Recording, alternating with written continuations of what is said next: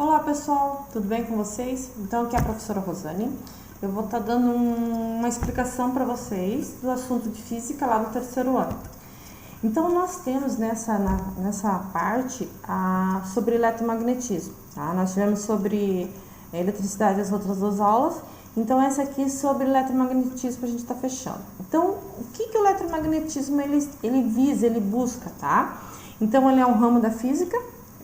Estuda a relação entre as forças de eletricidade e do magnetismo, tá? Sendo ele um fenômeno único, tá? Então ele é representado pelo campo magnético. Uma coisa bem interessante é que o eletromagnetismo ele tem uma aplicação funcional dentro da nossa vida, tá? Então, continuando ali, com suas teorias, né, do eletromagnetismo, são feitos geradores e motores elétricos, transformadores de tensão, medidores elétricos, freios eletromagnéticos, tá? Um exemplo é do trem-bala, tá? Rádios, computadores, radares, entre outros equipamentos. Dentro do estudo da física, o eletromagnetismo é o nome da teoria unificada desenvolvida por James Maxwell, tá? E aí, essa teoria que ele fez foi para explicar a relação entre a eletricidade e o magnetismo que se tem conhecimento. Então, a eletricidade, vale lembrar, salientar que o magnetismo e a eletricidade se desenvolveram de forma separada, independente, por muito tempo. Até que se chegou um momento que se descobriu que havia uma conexão entre elas e aí deu o nome nessa conexão, nessa ligação, o nome de eletromagnetismo, tá? A palavra magnetismo, ela vem lá desde a Grécia Antiga, século 6 a.C., então vale lembrar que nós temos o calendário cristão.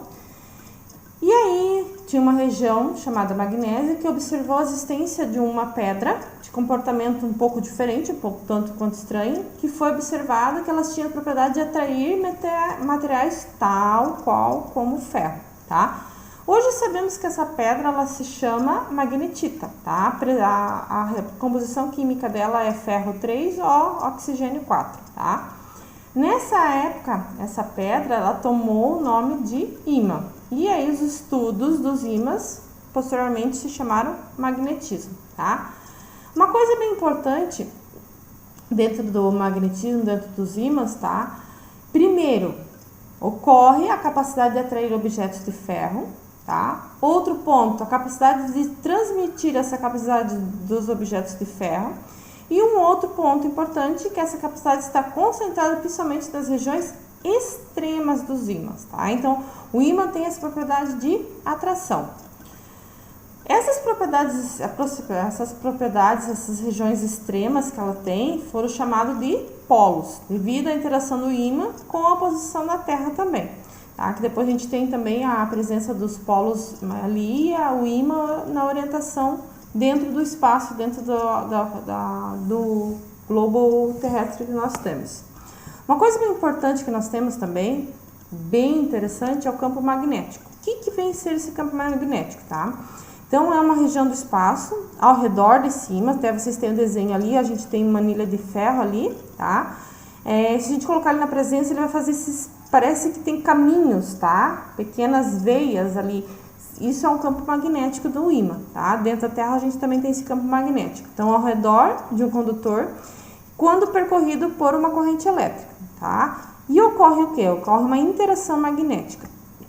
Então, a representação desse campo magnético é feita através de linhas, né? Campo de força, que são linhas imaginárias fechadas que saem do Polo Norte e entram pelo Polo Sul. Então, ali vocês estão vendo que ele forma, ele vai formando, parece que vai fazendo linhas, vai de um ponto para o outro, tá? Então, essas linhas imaginárias.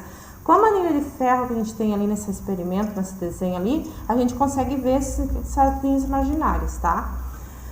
Uma característica que ficou muito interessante nos ímãs, tá? Que eles têm o Polo Norte e o Polo Sul, tá? Então, com essa característica, possibilitou a construção da bússola para, posteriormente, o uso nas navegações. Uma outra característica importante do ímã é a tal da inseparabilidade dos polos. Então, o ímã tem polo norte, tem lado norte e sul. Se eu quebrar um ímã ao meio, ele vai adquirir dois novos polos, desculpa. Se eu quebrar ele novamente ao meio e formar 4 ímãs, vai ter o polo norte e o polo sul, tá? Então, assim, consequentemente, sucessivamente, ele vai formar um novo 2 polos opostos. Lembra que anteriormente eu expliquei para vocês sobre positivo e negativo, que eles têm repulsão e atração? Os ímãs também. Nomes iguais, vocês vão ver ali que eles têm repulsão e nomes diferentes de atração. É o mesmo processo, tá? Então ali, ó, por exemplo, eu deixei o desenho ali para vocês, ó. Eu tenho um ímã grandão, norte e sul. Se eu quebrar ele e fazer 2 novos ímãs, os 2 novos ímãs vão ter 2 novos polos. Se eu quebrar novamente, cada ímã quebrado vai ter o polo norte, norte, sul, norte, sul. Então, isso aqui é a teoria da inseparabilidade. Indefinidamente, se eu continuar quebrando, ele vai continuar tendo os 2 polos, tá? Com a ligação disso, nós temos os polos magnéticos da Terra, tá?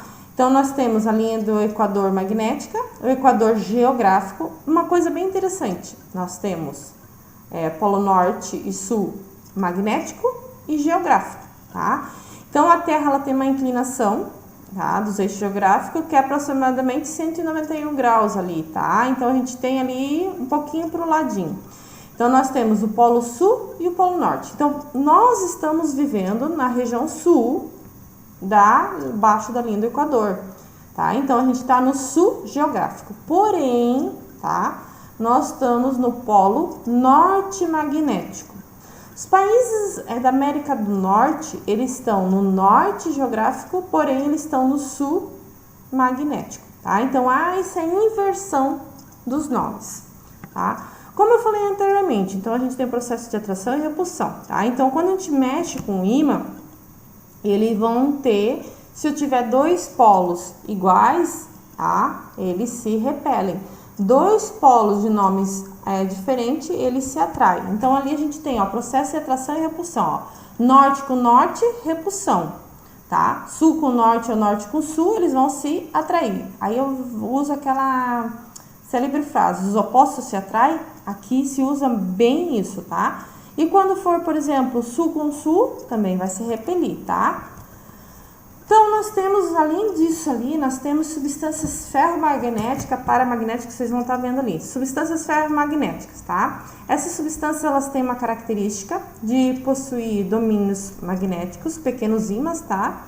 Que sofrem uma influência no campo magnético e esses tendem a se alinhar, tá? Se alinhando e fazendo com que essa substância, ela se torne, ela faça o processo de um ímã. Tá? Qual é os materiais que normalmente acontece isso? Tá? Ferro, cobalto, níquel e ligas que contêm o ferro. Magnetismo de substâncias paramagnéticas. Nesse caso, são substâncias que se imantam, quer dizer, viram ímã fracamente, tá? Sob a influência desse campo magnético. E aí, desse campo magnético externo, e aí o resultado dessa força é muito fraca. Os elementos que normalmente podem acontecer isso é o alumínio, o cromo, a platina, o manganês, o estanho e até mesmo o ar. E aí nós temos as substâncias diamagnéticas, tá? Nesse caso aqui, eles têm elas diamagnéticas, elas interagem com o campo magnético, porém, há o resultado de uma fraca repulsão. Substâncias que se relacionam com diamagnéticas: prata, ouro, mercúrio, chumbo, zinco, bismuto e a água, que a gente pode salientar, tá? Então, aqui, por exemplo, aqui, ó, com o campo aplicado, todas as substâncias vão organizar os elétrons, tá? Porém, quando a gente não tem uma corrente, um campo aplicado ali, essas substâncias, esses elétrons, eles não vão estar organizados. Porém, em substâncias ferromagnéticas, elas mesmo não tendo a presença do campo magnético, tá? Sem campo elétrico aplicado, elas vão se manter organizadas diferente das paramagnéticas e das diamagnéticas. Então, isso aqui foi um pequeno resumo do que vocês vão encontrar de material de suporte de vocês.